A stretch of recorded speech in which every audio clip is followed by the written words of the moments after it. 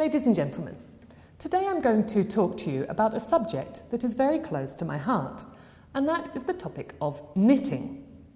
Now, my relationship with knitting began when I was a teenager, when my mum decided it was time that I learnt this traditional craft. And so, as a dutiful daughter, I learnt the basics of knitting. However, before I had even managed to knit an entire scarf, I had decided that knitting was just not cool enough.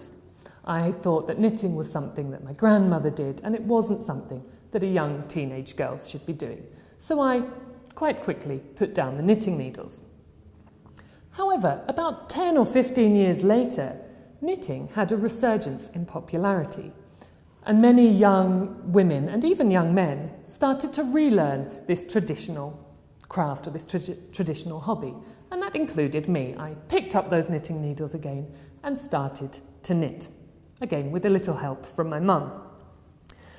And now my friends, my family members, and particularly the babies in my close circle are proud models of my hand-knitted hats, scarves, cardigans or bootees. However, today I'm not here to regale you with stories of my knitted creations. Instead, I want to talk about why you should take up knitting. And that is because knitting is actually good for you. So let's see if I can convince you. Studies have found that knitting reduces stress. Of course, when you knit, you carry out a repetitive action, and this sends you into a kind of trance-like state at some points, of course, once you've learned how to do it well.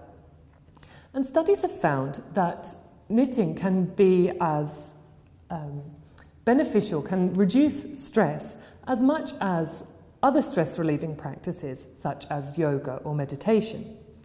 Now you might say, why should I bother to learn how to knit? Why should I go to all that effort when instead I could just take a yoga class?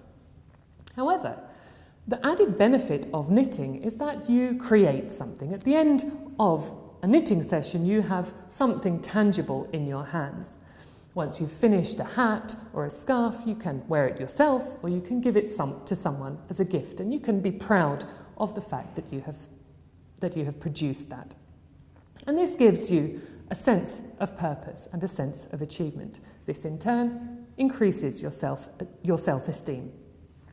Now, I could go on about knitting for as long as you would like me to, but we don't have time here today. So let me just finish by saying that I fully encourage you to take up this traditional hobby, which is also productive, creative, and rewarding. Thank you.